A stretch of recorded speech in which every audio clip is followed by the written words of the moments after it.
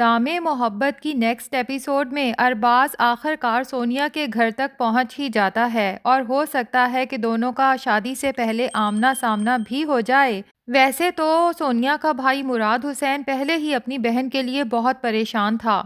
کہ امی نے پتہ نہیں سونیا کا رشتہ کہاں کر دیا ہے، کیسا خاندان ہے، لڑکا کون ہے، کرتا کیا ہے، کچھ بھی تو نہیں بتایا تھا سعدیہ بیگم نے۔ جب بھی سعدیہ بیگم سے سونیا، مراد یا دانیہ میں سے کوئی بھی اس بارے میں پوچھنے کی کوشش کرتا تھا تو سعدیہ بیگم کا ایک ہی جواب ہوتا تھا کہ میں تم لوگوں کی ماں ہوں، جہاں بھی شادی طے کی ہے بہرحال ہوگی وہیں، اس لیے تم لوگوں کو فکر کرنے کی کوئی ضرورت نہیں۔ مراد حسین جب اپنے باپ سے بات کرتا ہے تو اس کا باپ مراد حسین کو سمجھاتا ہے کہ بیٹا تمہیں تو پتہ ہی ہے کہ تمہاری ماں جب ایک بار کوئی فیصلہ کر لیتی ہے تو پھر اس فیصلے سے ٹس سے مس نہیں ہوتی۔ تم بس اب اپنی تسلی کے لیے ایک ہی کام کر سکتے ہو کہ کسی طرح سے پتہ چلاؤ کہ وہ لڑکا ہے کون اور سعدیہ بیگم کو بتائے بغیر ایک بار اس سے مل لو۔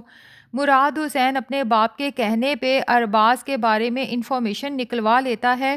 لیکن اس سے پہلے کہ مراد حسین ارباز سے ملنے جائے ارباز خود چل کے سونیا کے گھر تک پہنچ جاتا ہے۔ دراصل ارباز کے دل میں بھی عجیب سی کشمکش چل رہی ہے جب سے اسے پتا چلا ہے کہ انن فنن اس کی شادی بھی طے کر دی گئی ہے۔ تو لگتا یہی ہے کہ جس طرح سونیا کے دل و دماغ پہ ارباز چھایا ہوا ہے، ارباز کے دل و دماغ پہ بھی سونیا چھائی ہوئی ہے۔ بہرحال اس کی بہن فارا جب دیکھتی ہے کہ بھائی کو تو شادی کی کوئی خوشی ہی نہیں تو سمجھ جاتی ہے کہ دراصل بھائی کو پتہ ہی نہیں کہ لڑکی ہے کون، کیا کرتی ہے، کیسی دکھتی ہے۔ تو فارا ہی اپنے بھائی کو مشورہ دیتی ہے کہ لڑکی کو تو آپ کچھ دن تک دیکھ ہی لیں گے، لیکن اس سے پہلے ایک کام کریں کہ آپ کسی طرح سے اس کے بھائی یا خاندان کے کسی فرد سے مل کے پتہ چلا لیں کہ وہ لوگ ہیں کون۔ یہاں پر پتہ ہی نہیں چلتا کہ فارا نے آخر ارباز کو پرچی پہ لکھ کر ایسا کیا دیا ہے کہ نہ وہ فون نمبر ہے اور نہ ہی کسی گھر کا ایڈریس، کیونکہ جس طرح ارباز سونیا کے علاقے میں اس کے بھائی مراد حسین کا پتہ چلاتا پھر رہا ہے، اس بات سے تو بس یہ لگتا ہے کہ فارا نے صرف علاقے کا نام اور سونیا کے بھائی کا نام بتایا ہے۔ تو آخر کار ارباز کی نظر سعدیہ بیگم پہ پڑ جاتی ہے۔ اب یہ تو اسے پتا ہے کہ یہی خاتون آئی تھی اس دن ابو کی دکان پر مجھے دیکھنے کے لیے۔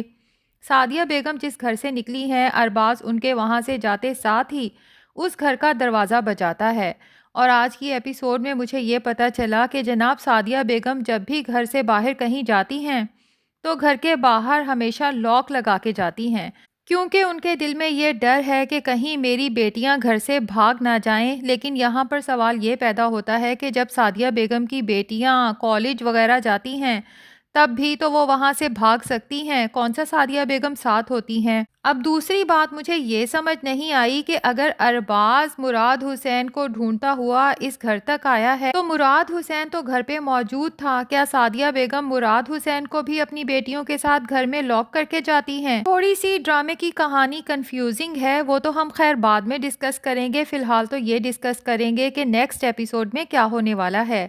تو جناب اب لگتا یہی ہے کہ جب ارباز سونیا کے گھر کا دروازہ نوک کرے گا اور مراد حسین آگے بڑھ کے جب دروازہ کھولے گا تو سونیا ونڈو میں سے ارباز کو دیکھ لے گی۔ اب چونکہ سونیا کو ارباز کا نام تو نہیں پتا، بس یہ پتا ہے کہ یہ لڑکا میرے خوابوں میں آتا ہے اور میرے دل و دماغ پہ چھایا ہوا ہے،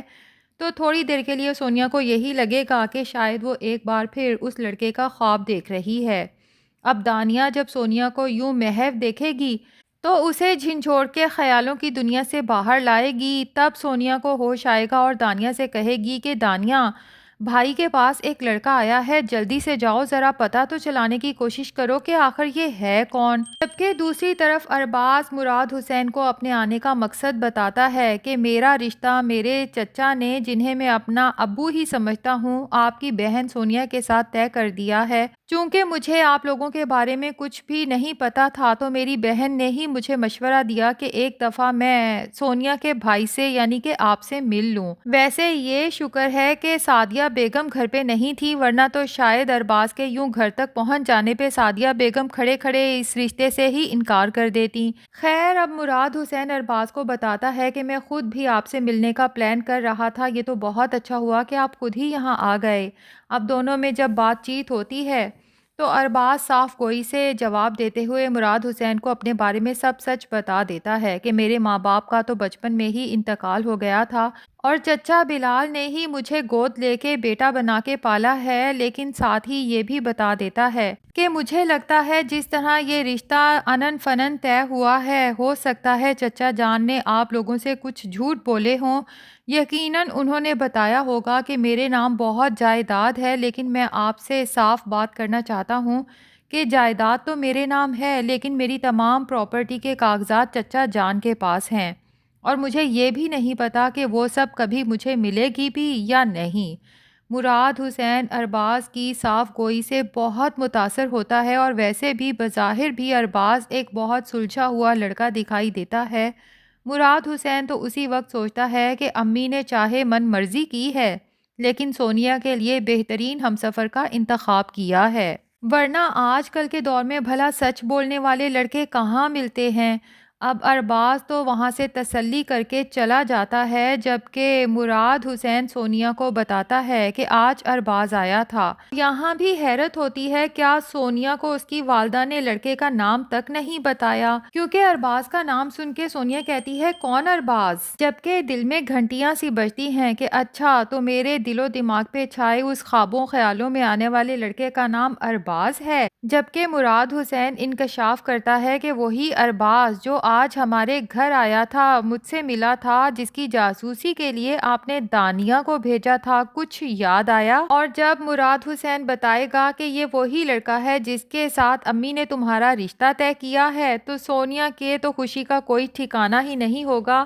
بہرحال جو باتیں میری سمجھ سے ابھی تک باہر ہیں اس ڈرامے کے بارے میں، وہ یہ کہ آخر ملک بلال کو ارباز کی جائیداد پر قبضہ کرنے کے لیے ارباز کی شادی کروانے کی کیا ضرورت پیش آئی، جبکہ دوسری طرف سعدیہ کا بھائی عماد جب بینا سے کہتا ہے کہ میں نے اتنے سالوں سے تم سے ایک بات نہیں کی، لیکن آج کرنا چاہتا ہوں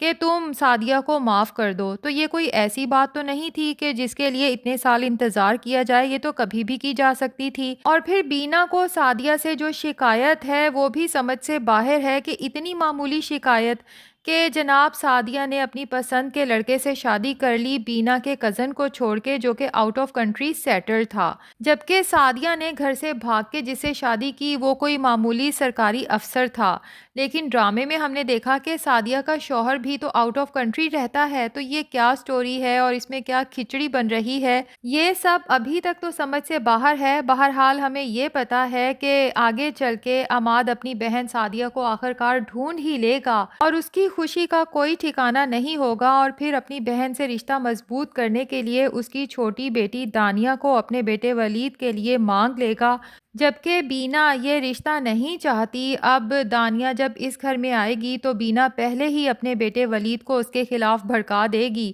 کہ بیٹیاں بھی اپنی ماں پہ گئی ہوں گی، جس طرح ماں نے گھر سے بھاگ کے شادی کی، پتہ نہیں بیٹیوں کا کیا کیا ماضی ہوگا۔ تو دانیہ کو شادی کے بعد بہت سے امتحانات سے گزرنا پڑے گا، لیکن اپنی خدمت اور سلیقہ شعاری سے آخرکار وہ نہ صرف اپنے شوہر ولید بلکہ اپنی ساس بینا کے دل میں بھی جگہ بنانے میں آخرکار کامیاب ہو جائے گی۔ تو ناظرین، اگر آپ دام محبت ڈرامہ سے اپڈیٹڈ رہنا چاہتے ہیں تو کمنٹس، لائک، شیئر اور چینل سبسکرائب سب کر دیں۔